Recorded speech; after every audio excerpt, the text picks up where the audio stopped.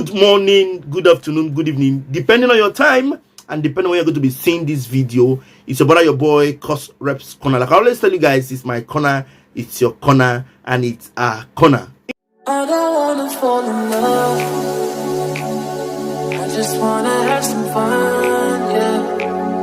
I don't wanna fall in love. Few days ago, I shared a video of an interview that was had at Channels Television in a program known as Robbing Minds that invited our Nollywood veteran living legend talking about EMEKA IKE. Do you remember that video? If you don't remember that video, go check in my channel. You will see that video.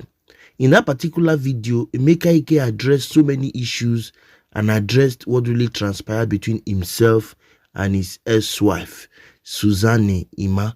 You remember that video? But today, the wife, Suzanneemma, had an interview with Chude. I call him Chude. I don't know if I'm pronouncing it well.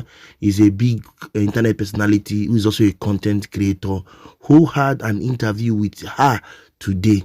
But something happened. The ex-wife of EMEKA IKE didn't go to that program all alone.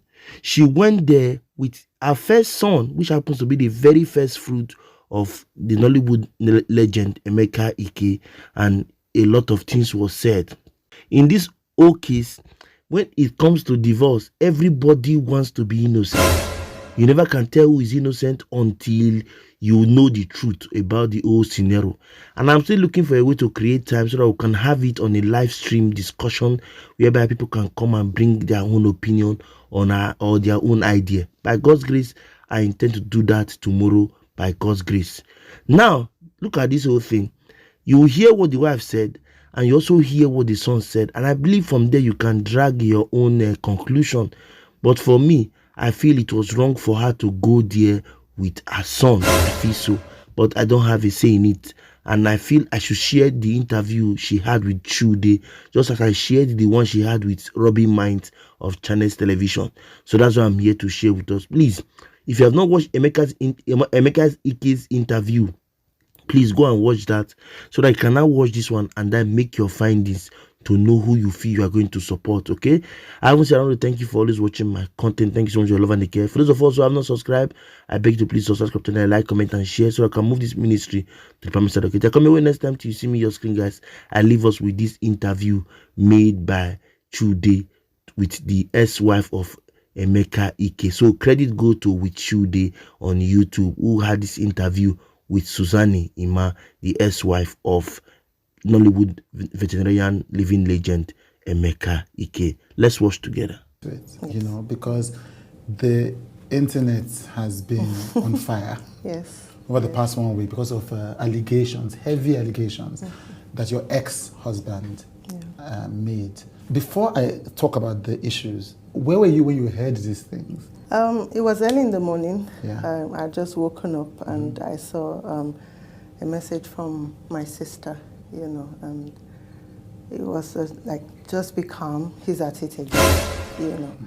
And then going into the message and seeing the same thing that has been going on for the past 10 years. And I just like, this is it, I've had enough. You know, I need to put an end to this, you know, because I feel like I kind of ran out of an abusive relationship, but I'm still under abuse for the past 10 years because I've tried to move on with my life. I've tried to build my life from scratch, you know, but this person just keeps going to the media space to bash, you know, defame me and cook up lies and just say things that never existed or, you know, something that he has built up on, you know. So I just decided it's time to speak up. This is the first time that you're ever speaking up on this issue in the media, isn't it? Yes, it is. Yes. What we remember from this marriage as the public is, and then in 2016 or 2017, we know that EMEKA IKE was in court with you, begging you not to go. Yeah, the news that we heard was that he knelt down in court and begged you, his friends knelt down in court and begged you? No, that never happened. That never happened? Yes, that never happened. In court, he would always say that he would do the right thing. He would come to my family, you know, and we would discuss and everything. And, you know, they'll tell us to go back and do that. And they will adjourn the case. The next adjourned date, we come back, they ask me, did he come to you? I would say no, because that never happened. Right. You understand? In fact, if I may say, in court, he had actually told me and said, who wants you back? And I had pointed out to the judge, and the judge had said that he heard him. You know, so it was all a facade, you know, because he just wanted to look good and to stretch the court proceedings more than it should have been done. There was never any day. His friends did reach out, you understand, but they were not in court. Nobody knelt down in court to beg me. So you say that you survived an abusive marriage, you know. Yeah. What do you mean exactly by that? Okay, so what was the abuse? It started off as verbal. It started off as mental torture. It started off as psychological. It started off as financial, you know, financial abuse, because I was not allowed to work. You understand? He didn't allow you to work? He didn't allow me to work. Actually, I wanted to be an actress. That's why I became his friend. I was modeling at that time. I just come out of secondary school. I was 18. Yeah. And then I met him along the line, and I wanted to be, you know, someone who would put me into the industry and all that. And he categorically told me that I wouldn't act because it would destroy our relationship. Because at that time, we had gotten into a relationship, you know. And he said he was planning to marry me, and you know, the tabloids, then it was newspapers, so they would talk about him, talk about me, and it would break the relationship or the marriage, you know. And so he told you not to become an actor because of the relationship? Yes, he did say that. He even stopped my modeling career. In fact, I had been approached by an agency to be sponsored for Miss Nigeria at that time. This was 1999. He also refused. He said he couldn't handle me crying if I don't win, you know, things like that. And I had to go back to the agency to say my family didn't want me to do it. And then I went to my family and said the agency dropped me just because I didn't know what to say to them, because he was saying, no, that I won't do it. You met him when you were 18? Yes. You got married when you were 19? No, we didn't get married till I was, I think, 23. Going on 24. Right. I was already pregnant with our second child when we got married. In fact, I had to be the one to speak out, like, you need to do something because this is our second child. So I was already heavy, and I regret it. Why? Yeah, because even during the wedding, he came late from the state he was shooting at that time. They never blessed us. It was his older sister's husband who had stood in, and you know, the wine changing and blessings and all that was done.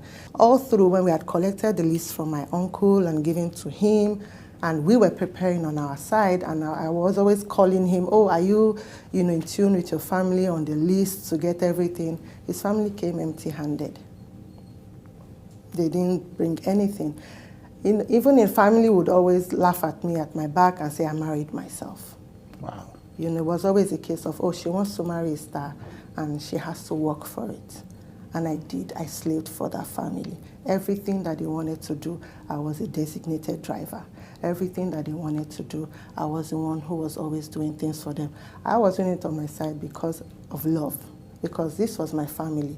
As long as, you know, you are my friend or you are my husband's people, you are my family, because my mom was a single parent, you understand. I come from a very humble background, you know, but not that humble, you understand, because my mom strived. She worked hard to take care of her kids, but she protected us. And she brought us in this very close-knit, very loving home that, you know, we grew up in. And so I always felt like every family is like that, you understand. So the question is, somebody would wonder about is, why did you go ahead with the wedding despite all that disrespect? You know, him waiting for about 5 years instead of relationship, his family not paying the bride price, him coming late. Obviously there were signs. Why did you go ahead? I didn't see the signs as signs. You understand? I didn't start, in hindsight, I wouldn't even date him. You understand? But then at that time, he was my first everything, first boyfriend. I just came out of secondary school. I just came out of not knowing, anything. I think it was when I got to be 24 that I started understanding that this is not right. This is not how I should be treated. I now started seeing that, I wouldn't accept some things, that kind of thing. And that's why I said I regretted, even doing that. Yeah.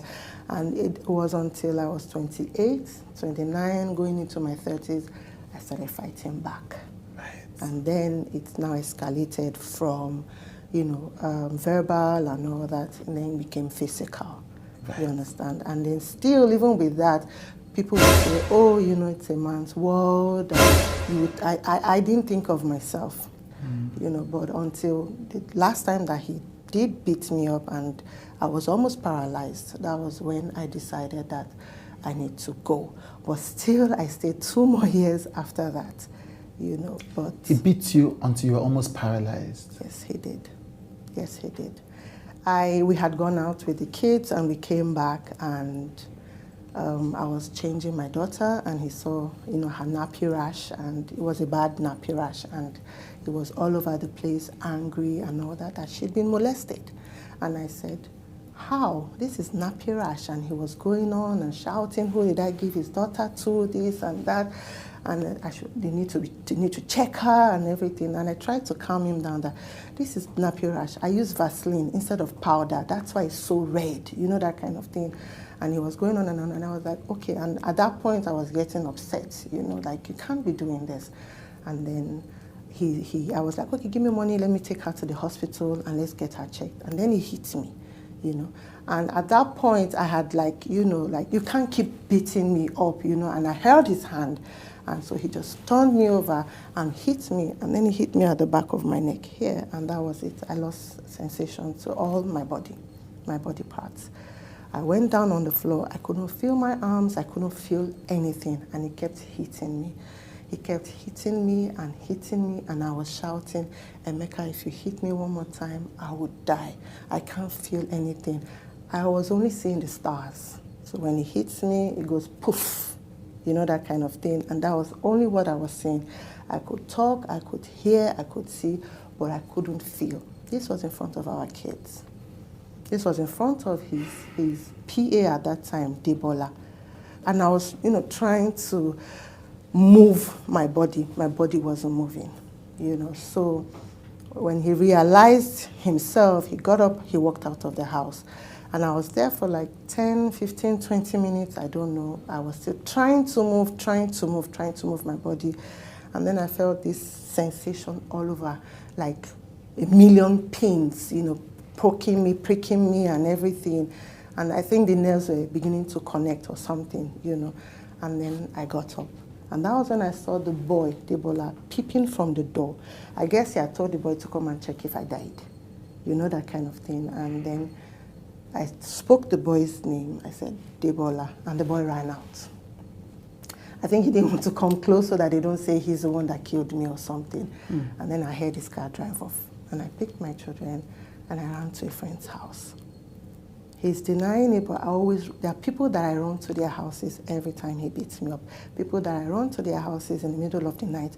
People that I run to their houses and I collapse. All this happened and they are living witnesses. I have pictures.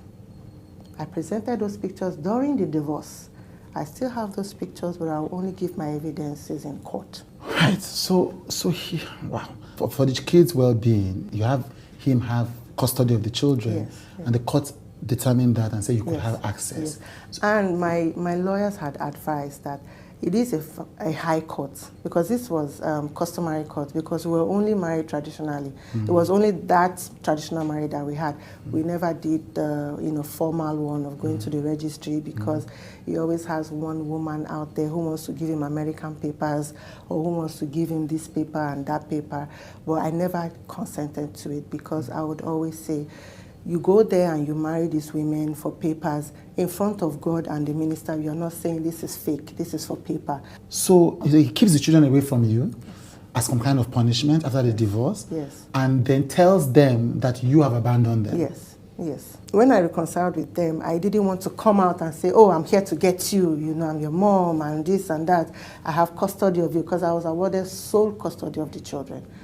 Well, I had to build my relationship back with them and let them, you know me again. My daughter didn't recognize me. She thought the other lady was her mom, because she was 2 when she was taken away from me.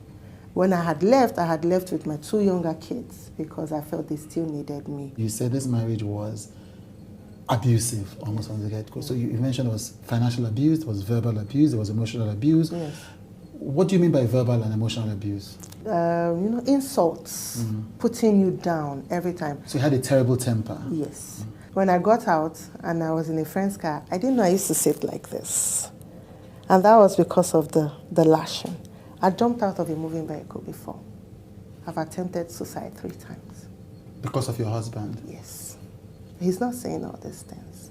The pastors, they send pastors, the church will send pastors to our house. And he's out there, I'm in the bathroom, I want to slit my wrist.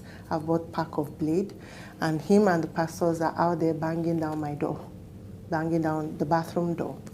You understand? Because it was, you know, somehow I preferred physical.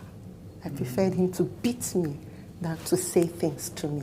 So the words he was saying to you were so horrible that you wanted to take your own life? Yes. He would describe you like you are an imbecile. He would describe you like you are not worth anything. And when did the physical violence start? That started, like I said, when I started fighting back.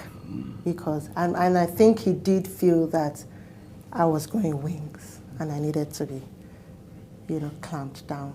So that was when it started.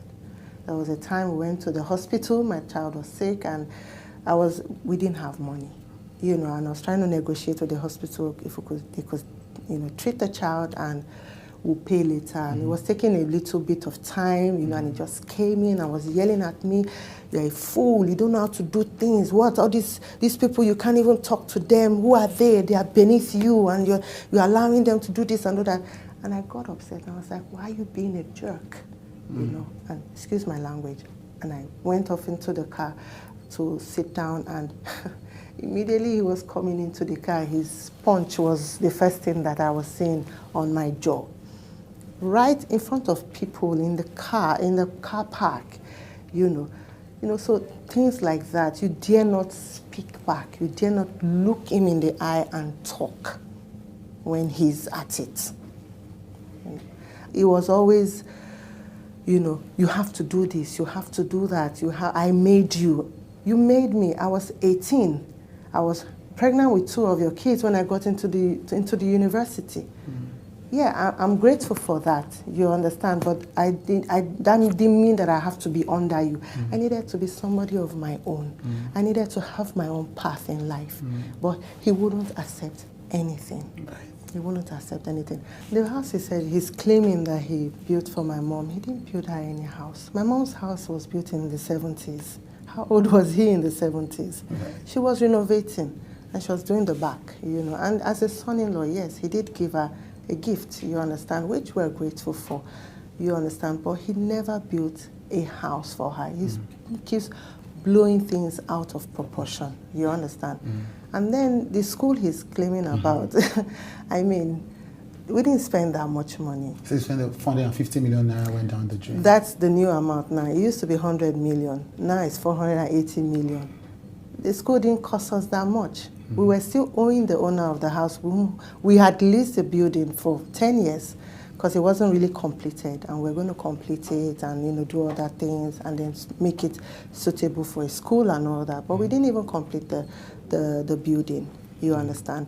So, you know, we wouldn't have spent about 30 million, 20 million, you know, but for publicity's sake, you know, at first he was claiming it was 100 million, and now I don't know where 480 million is coming from. Is it perhaps that it was paid in dollars and so he's in the exchange rate?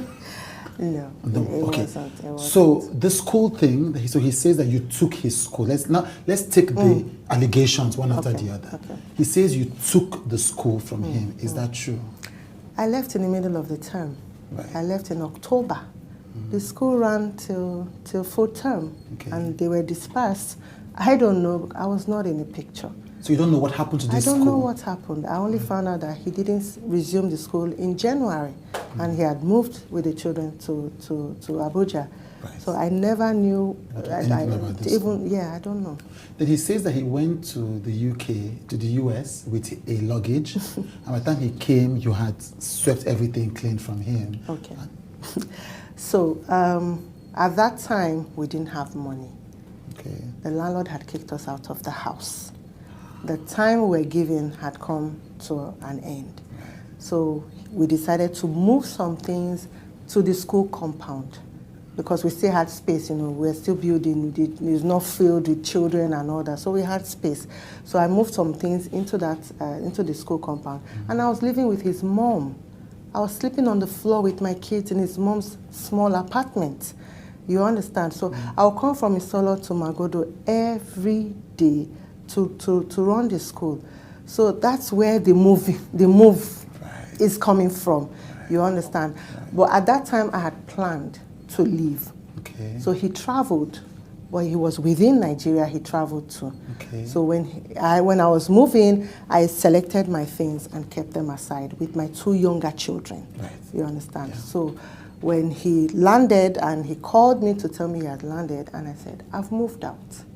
And he said, is that what you want? I said, yes. He said, let's keep it quiet. I don't want anything in the media. I don't want to know anything. And I said, okay, no problem. And I've been keeping quiet for 10 years. He has been the one doing all the talking right now. Yeah. He says that you assaulted his mother. Yes. Is that true? No. What happened? That's quite the opposite. Okay. So I just given birth to our last child, and his mom, was coming to help out.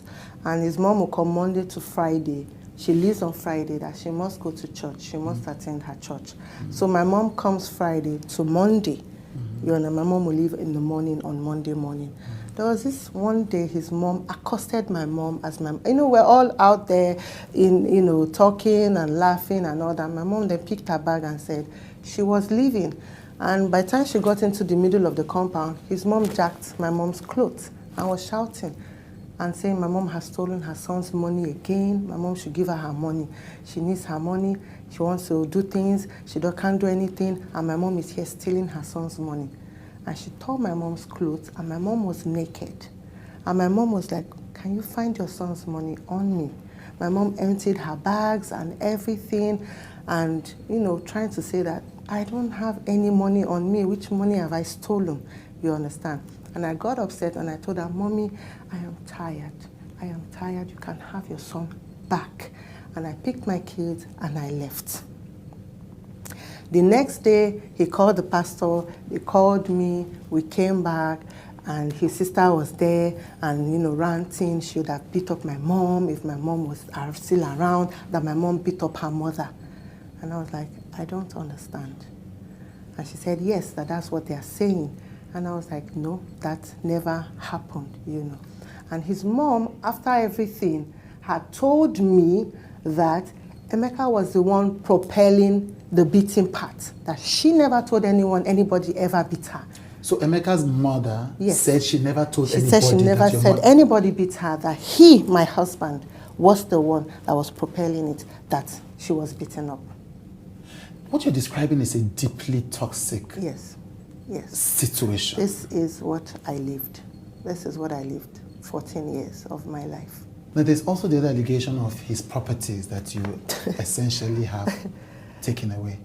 When I left, I only took my clothes, my international passport, my certificates, my 2 children and their clothes. That was the only thing I took. I'm not in possession of his properties, where I did know their locations and all that.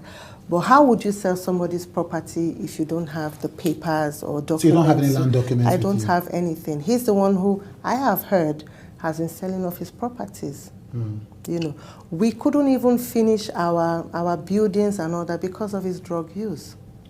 We couldn't make things out of life. We couldn't do anything with, we couldn't plan. We couldn't go ahead with our plans because of his drug use. So he had a drug problem? Yes. When you say drug, what do you mean by drug? Well, I didn't know he was taking drugs. It was when my kids came back, they told me their dad takes drugs. What kinds of drugs?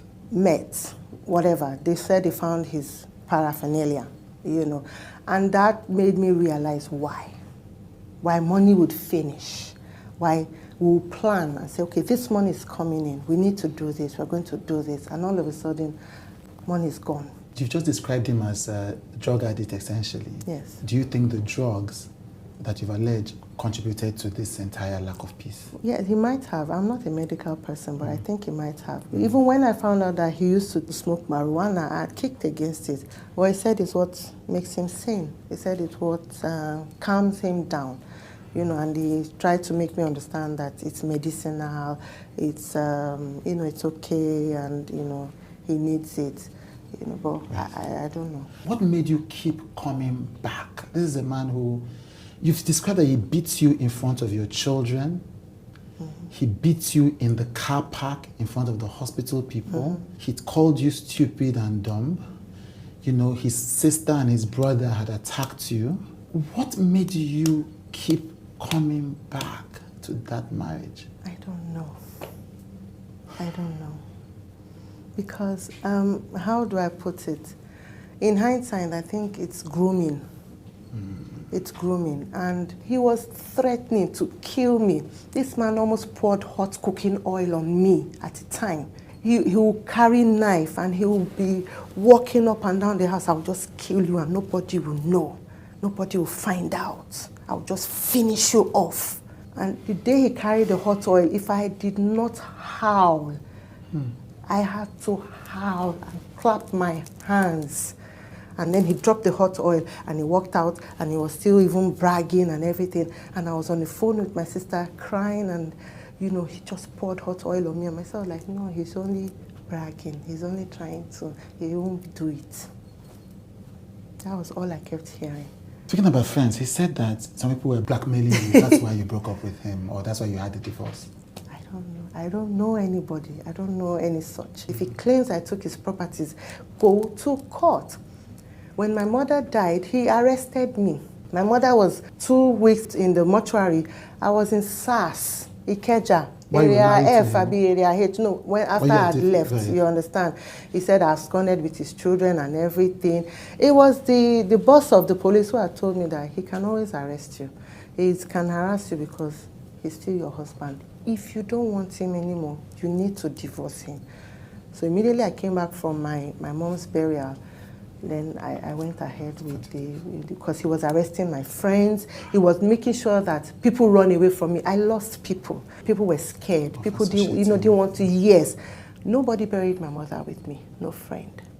There was only 2 people because he scared everybody away. I buried my mom alone. And I'm her last born. My 2 sisters couldn't come from wherever they were. But because of this man, I didn't have the backing that I needed, the support that I needed. You understand? So, it's... What you're describing, though, is because you talked about teaching your children about a psychopath and a sociopath. If you are correct in everything you've just described about the actor EMEKA IKE, your ex-husband, you were dealing with a sociopath. Because yes, I was. There was a day that he had finished beating me and I was on the floor looking at him, and then he was walking away. He came back and he was like, it's not me, it's you making me do it. And then he rang a bell because I like to watch crime channel, which he had even accused me of wanting to kill him. So I'm looking for the best possible possible means. But it was a police work, I would always say, if I was abroad, I would do police work. I like the police work. I like cold cases where they really dig and, those kind of things. Yeah. But something that struck me when he had said, it's not me, it's you. That denial, that putting the blame on the victim and all that. And I quickly Googled, psychopath, but sociopath was the first, and they had 10 characteristics, and all 10 described this person. All 10. And I called my sister and said, look at what I found, look at this, look, this is what I'm facing, this is actually what is going on. Myself was like, let me too, I am one now. You know how family will always try to water down whatever you're trying to bring up. And it wasn't until after I left and he had said something and done something, and my sister was like, Emma, I see it now. You were right.